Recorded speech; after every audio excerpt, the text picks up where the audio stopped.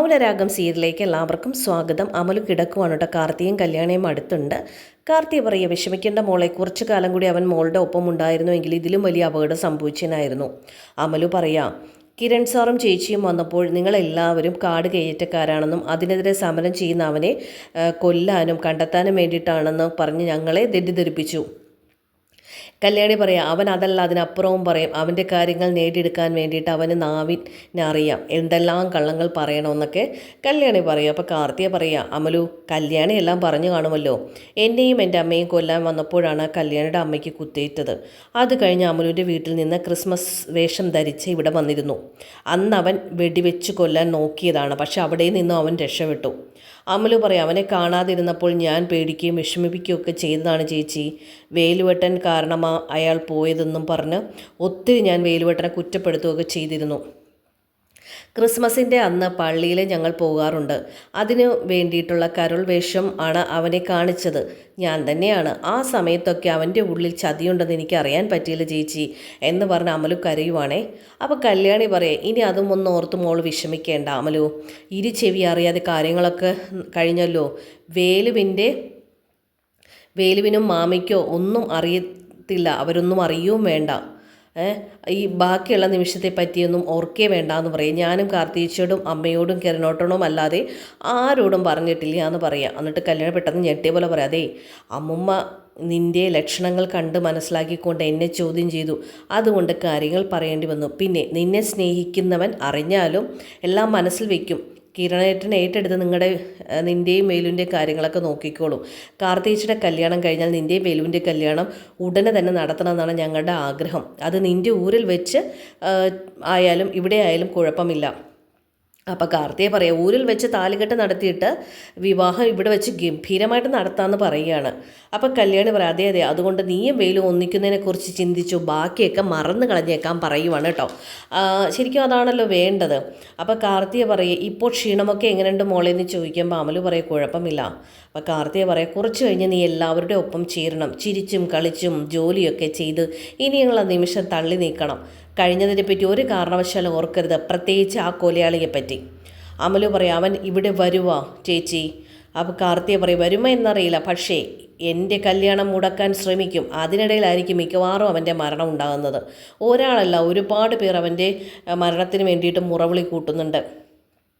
ഇതേ സമയത്ത് ഗംഗപ്രസാദ് ഹോട്ടൽ മുറിയിലിരിക്കുക കേട്ടോ. ഗംഗയുടെ കൂടെ ഒരാളുണ്ട്, ഒരു ഫ്രണ്ട് ഉണ്ട്, മറ്റൊരാൾ അങ്ങോട്ട് വരുവാണ് കേട്ടോ. അപ്പോൾ ഗംഗ പറയും, നീയൊക്കെ ആരുടെയെങ്കിലും കണ്ണിൽപ്പെടാതെ വരുന്നത് തന്നെ സമാധാനം, നിന്നെയൊക്കെ പിടിച്ചാൽ ഇങ്ങോട്ട് കയറി വരും പോലീസ് എന്നായിരുന്നു എൻ്റെ പേടിയെന്ന് പറയും. അപ്പം ഫ്രണ്ട് പറയണേ, കല്യാണപ്പയ്യൻ്റെ വീടും പരിസരമൊക്കെ നോക്കി, അവിടെ പോലീസുണ്ട്, ഇവിടുത്തെ അത്ര ഇല്ല എന്ന് പറയാണ്. ഗംഗ പറയാം, നുഴഞ്ഞു കയറാമല്ലേ. ഫ്രണ്ട് പറയാം കേട്ടോ, കല്യാണം സമയത്ത് അങ്ങോട്ട് പോകുന്നതായിരിക്കും കുറച്ചുകൂടി നല്ലത്. അപ്പോൾ ആൾക്കാരൊക്കെ വന്നു പോയി നിൽക്കുന്നതുകൊണ്ട് ആ സമയത്ത് നീ വേഷം മാറാൻ മിടുക്കനല്ലേ, കയറി പെടവെടക്കും. അപ്പം ഗംഗ പറയണേ, കിരൺ മരിച്ചു എന്നും പറഞ്ഞ് വലിച്ചെറിഞ്ഞവനാണ് ഞാൻ. അവിടുന്ന് ജീവിച്ച് ഇവിടം വരെ എത്തിയിരിക്കുന്നു. ആര് മരിക്കും ആര് മരിക്കണ്ട എന്നൊക്കെ നേരത്തെ നിശ്ചയിച്ച് വെച്ചിട്ടുണ്ട്. അതുകൊണ്ട് ഒരു കുഴപ്പമില്ല. പിന്നെ എൻ്റെ അച്ഛൻ്റെ ആണ്ടാ കഴിഞ്ഞത്, ഞാൻ അച്ഛൻ്റെ ചിതാഭസ്മം വലിച്ചെറിഞ്ഞത്. അയാൾക്ക് അരികിലേക്ക് ആർക്കാ ടിക്കറ്റ് എന്ന് അറിയാം, കണ്ടറിയേണ്ടി വരും. അത് എനിക്കാവാതിരിക്കാൻ പരമാവധി ശ്രമിക്കും. പിന്നെ ഒരറ്റകൈ പ്രയോഗം കൊണ്ട് മനുഷ്യ ബോംബാവുക, കല്യാണ മണ്ഡലത്തിൽ പോയി പൊട്ടിത്തെറിക്കുക. അപ്പോൾ സ്റ്റെഫിയുടെ മുഖം ഓർക്കുമ്പോഴാണത് വേണ്ടെന്ന് തോന്നുന്നത്. ഒരു ഗതിയുമില്ലെങ്കിൽ അത് തന്നെയായിരിക്കും മാർഗം എന്നൊക്കെ പറയുവാണ് കേട്ടോ. പിന്നെ കാണിക്കുന്ന നമ്മുടെ കാർത്തിക ദിലീപിനെ ഫോൺ വിളിക്കുകയാണ് കേട്ടോ. അപ്പോൾ ദിലീപ് ഫോൺ എടുത്തിട്ട് ഹലോ എന്ന് വെക്കുമ്പോൾ കാർത്തിക ചോദിക്കുക, എന്താ വിളിയൊന്നും ഇല്ലാത്തത്. അപ്പോൾ ദിലീപ് പറയും, ഫ്രണ്ട്സൊക്കെ വന്നിട്ടുണ്ട്. കാർത്തിക പറയാം, മദ്യപാനം ഉണ്ടോ. ദിലീപ് പറയും, ഞാൻ കഴിക്കാറില്ല, നേരത്തെ പറഞ്ഞിട്ടുണ്ടല്ലോ. അപ്പോൾ കാർത്തിക പറയും, ഉണ്ടെങ്കിലും കുഴപ്പമില്ല, അധികമാകരുത്. ദിലീപ് പറഞ്ഞു, ഞാൻ നേരത്തെ പറഞ്ഞതല്ലേ ഞാൻ കഴിക്കില്ല എന്ന്. പിന്നെ ഫ്രണ്ട്സൊക്കെ കഴിക്കാറുണ്ട് കേട്ടോ, അവരെ സന്തോഷിപ്പിക്കുക, അത്രയേ ഉള്ളൂ. കാർത്തിക പറയാം, സൂക്ഷിക്കണം ദിലീപേട്ടാ, ഇവിടെ എനിക്ക് ചുറ്റിനും ഒത്തിരി പേരുണ്ട്, പക്ഷെ അവിടെ കുറവാണ്. അതുകൊണ്ട് ഏത് വേഷത്തിലായിരിക്കും അകത്ത് കിടക്കാൻ അവൻ ശ്രമിക്കുക എന്ന് പറയാൻ പറ്റില്ല. അപ്പോൾ ദിലീപ് പറയുക, വരട്ടെ, നമ്മളിങ്ങനെ പേടിച്ചു പോയാൽ കാര്യം നടക്കുമോ. പിന്നെ നാളെ രാത്രി ഞങ്ങൾ അങ്ങോട്ട് വരും കേട്ടോ. അപ്പോൾ കാർത്തിക ചോദിക്കും, നാളെയാണോ മറ്റന്നാളാണെന്നാണ് ഞാൻ കരുതിയത്. അപ്പോൾ ദിലീപ് പറയാം, അതിൻ്റെ പിറ്റേ ദിവസമല്ലേ കല്യാണം. എൻ്റെ ഫ്രണ്ട്സിൽ ഒരാൾ മറ്റന്നാൾ ദുബായിക്ക് പോകുന്നുണ്ട്, അതുകൊണ്ടാണ് നാളേക്ക് മാറ്റിയതെന്ന് പറയാം. കാർത്തിക പറയും, ശരി ആയിക്കോട്ടെ, ടേക്ക് കെയർ. ദിലീപ് ഓക്കെ കാർത്തിയു ഗുഡ് നൈറ്റ്. അപ്പോൾ കാർത്തിയും ഗുഡ് നൈറ്റ് പറയുകയാണ് കേട്ടോ. എന്നിട്ട് ഇവിടെ കാർത്തി എന്തൊക്കെയോ ചിന്തിച്ച് നിൽക്കുന്ന സമയത്തേക്ക് ലക്ഷ്മിയമ്മ അങ്ങോട്ട് വരും. ലക്ഷ്മിയമ്മ മോളെ.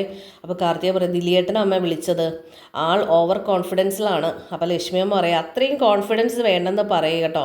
മിക്കവാറും അവൻ്റെ ശ്രദ്ധ അങ്ങോട്ടാ തിരിയാനാണ് സാധ്യത. ഇവിടേക്ക് വന്ന അപകടമാണെന്ന് അവന് മനസ്സിലായി കാണും. പിന്നെ കിരണിൻ്റെ അടുത്ത് വന്നിട്ട് തല്ലി ജയിക്കാനൊന്നും അവന് സാധിക്കില്ലല്ലോ, അതറിയാം. കാർത്തിക പറയാം ദിലിയേട്ടൻ്റെ കാര്യത്തിലായിരിക്കും പേടി. അവൻ ഇപ്പോൾ ആരെയും കൊല്ലണമെന്ന് കാണില്ല, പക്ഷെ മറിച്ച് ഈ കല്യാണം മുടക്കണമെന്നതായിരിക്കും അവൻ്റെ ആഗ്രഹം. അങ്ങനെ കല്യാണം മുടക്കി കഴിഞ്ഞാൽ പിന്നെ സമയമുണ്ടല്ലോ നമ്മുടെ അടുത്തേക്ക് വരാൻ, നമ്മുടെ കർമ്മം ചെയ്യാൻ. അപ്പം ലക്ഷ്മിയും പറയും ഒരുത്തൻ കാരണം മറ്റുള്ളവർക്ക് എന്തുമാത്രം ടെൻഷനാണ് അനുഭവിക്കുന്നത്.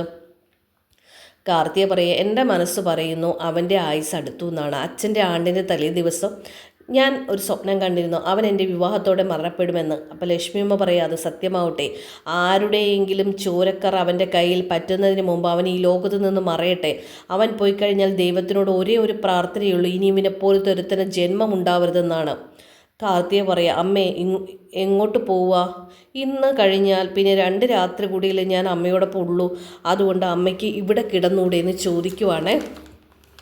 അപ്പോൾ നമ്മുടെ ലക്ഷ്മിയമ്മ പറയുകയാണ് ഞാനത് മോളോട് ചോദിക്കാൻ വേണ്ടിയിട്ട് ഇരിക്കുകയായിരുന്നു, കാരണം മോളുടെ കൂടെ കിടക്കാമെന്നുള്ളൊരു ആഗ്രഹം എനിക്കും ഉണ്ടായിരുന്നു.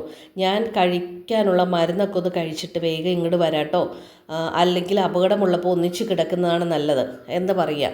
പിന്നെ കാണിക്കുന്നത് നമ്മുടെ ജയിലാണ്. ജയിലിൽ നമ്മുടെ മനോഹറിന് പരോൾ അനുവദിച്ചല്ലോ, അപ്പം മനോഹർ പുറത്തേക്ക് ഇറങ്ങുകയാണ് കേട്ടോ.